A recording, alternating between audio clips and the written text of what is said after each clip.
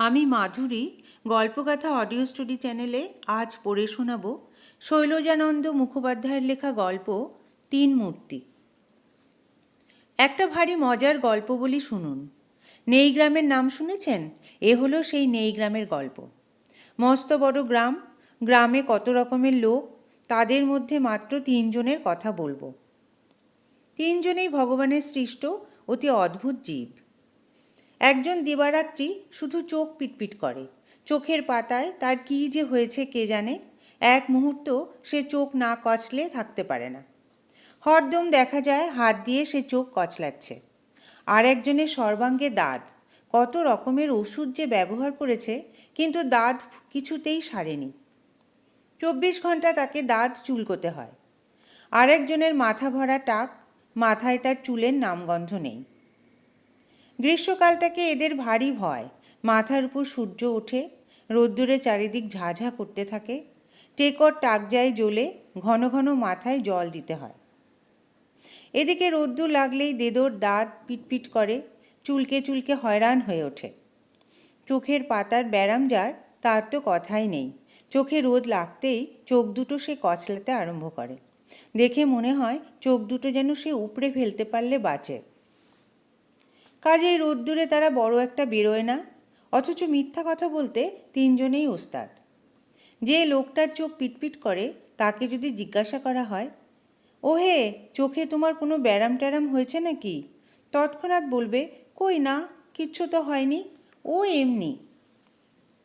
সর্বাঙ্গে যার দাঁত, তাকে জিজ্ঞাসা করলে সে বলে, এ কিচ্ছু না, কিছুদিন আগে একটুখানি চুলকানি হয়েছিল, কবে সেরে গেছে। গ্রামের একজন লোক একদিন জিজ্ঞাসা করলে, না চুলকে তোমরা থাকতে পারো? দেদো বললে, নিশ্চয়ই পারি। চোখে যার ব্যারাম সেও বললে, আমিও পারি। মাথায় যার টাক, তাকে জিজ্ঞাসা করা হলো, সে বললে, টাক নেই কার বলুন তো, আজকাল অনেকেরই দেখবেন মাথায় চুল উঠে যাচ্ছে, টাক থাকলে টাকা হয়। লোকটা বললে, তা বলিনি, দুপুরে রোদ্দুরে তোমার কষ্ট হয় কি না তাই জিজ্ঞাসা করেছি। টেকো অম্লান বদনে বলে বসল, কষ্ট কেন হবে, কোনো কষ্ট হয় না। তাদের এই মিথ্যা কথা শুনে লোকটার ভারী রাগ হলো। বললে, দাঁড়াও, তোমাদের একদিন পরীক্ষা করব, তোমাদের একদিন দেখাবো মজা। চোখ, দাঁত আর টাক তিনজনেই বলে উঠল, শুধু শুধু পরীক্ষা করলে তো চলবে না দাদা, বাজি রাখো, আমরা প্রমাণ করে দেব রোদ্দুরে আমাদের কোনো কষ্ট হয় না। আচ্ছা, রাখলুম বাজি, বলে সে একটা ভারী মজার ফন্দি করলে।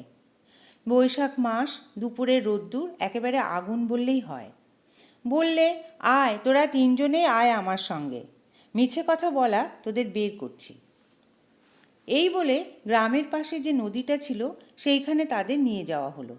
বললে, ঘণ্টাখানেক ধরে নৌকোয় চড়ে আমরা ওই নদীর উপরে ঘুরে বেড়াবো। তোমরা তিনজনে যদি চুপ করে বসে থাকতে পারো তো তোমাদের আমি পুরস্কার দেব 5 টাকা। মাথার উপর তখন রোদ্দুর ঝাঝা করছে। তিনজনেই একবার মুখ চাওয়াচাই করলে। চোখ পিটপিট যে করতো সে একবার জিজ্ঞেস করলে, গল্প করতে পারবো তো? হ্যাঁ, তা পারবে। ব্যাস, তবে আর কি, চলে এসো, 5টা টাকা বলে কথা। এই বলে আগেই সে নৌকোয় চড়ে বসল। তার দেখা দেখি শ্রী দুর্গা শ্রী দুর্গা বলে দেদও উঠল, টেকও উঠল। লোকটা নৌকো ছেড়ে দিল। খানিক যেতে না যেতেই খালি গায়ে রোদের তাত লেগে দেদোর দাঁত উঠল চিরবির করে। চোখ যে চুলকোয় তার তখন অবস্থা খারাপ। আর টাকের তো কথাই নেই, প্রতি মুহূর্তেই তার মনে হতে লাগলো মাথার খুলিটা বুঝি ফেটে গেল। সর্বনাশ, সবাই ভাবছে মিথ্যা কথাটা না বললেই তো হতো। কাজ নেই বাবা 5 টাকায়, তার চেয়ে একবার চুলকে নিলে বাঁচি। টেকো এক দৃষ্টে নদীর জলের দিকে তাকিয়ে তাকিয়ে ভাবতে লাগলো, দেব না কি ঝাঁপ, মাথাটা তবু ঠান্ডা হয়ে যাবে।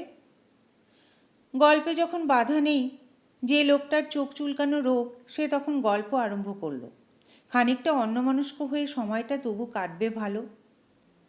সে বলতে লাগলো, দেখ ভাই, আমার মামার একটা ভেড়া ছিল বুঝলি। ওরে বাবা, সে কি ভেড়া, তার শিং দুটো কীরকম ছিল জানিস?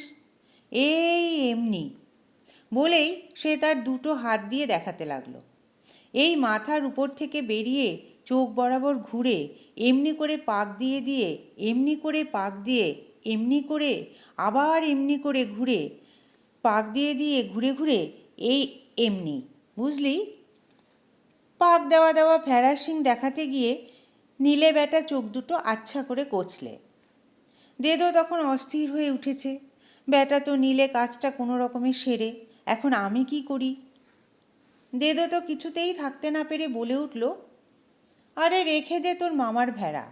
আমার দাদা ছিল, বুঝলি? সে যখন এমনি করে তাল ঠুকে সারা গায়ে এমনি করে, বুঝলি, এমনি করে মাটি মেখে, এমনি করে রোগড়ে রোগড়ে মাটি মেখে বুক ফুলিয়ে গিয়ে যখন দাঁড়াতো, তখন কার বাবার সাধ্যি আছে তার কাছে এগোয়। টেকো একধারে চুপটি করে বসেছিল। বলে বুঝলুম, কিন্তু হে ভগবান, মাথা যে গেল, এখন তার কি উপায় হবে? সে তখন কি আর করে, বললে, দেখ ভাই, আমার মামাও নেই দাদাও নেই। বলেই সে তাড়াতাড়ি হাত বাড়িয়ে নদী থেকে অঞ্জলি ভরে জল নিয়ে তার টেকো মাথায় দিয়ে বললে, এই তোর মামার চরণে পেন্নাম। আর এক অঞ্জলি জল দিয়ে বললে, এই তোর দাদার চরণেও পেন্নাম। বাজি রেখে যে এতক্ষণ নৌকো চালাচ্ছিল, এদের কাণ্ড দেখে সে তো একেবারে হতবাক। এতক্ষণ আপনারা শুনলেন শৈলজানন্দ মুখোপাধ্যায়ের লেখা গল্প তিন মূর্তি। যদি ভালো লেগে থাকে চ্যানেলটি লাইক করবেন, শেয়ার করবেন এবং সাবস্ক্রাইব করে পাশে থাকবেন।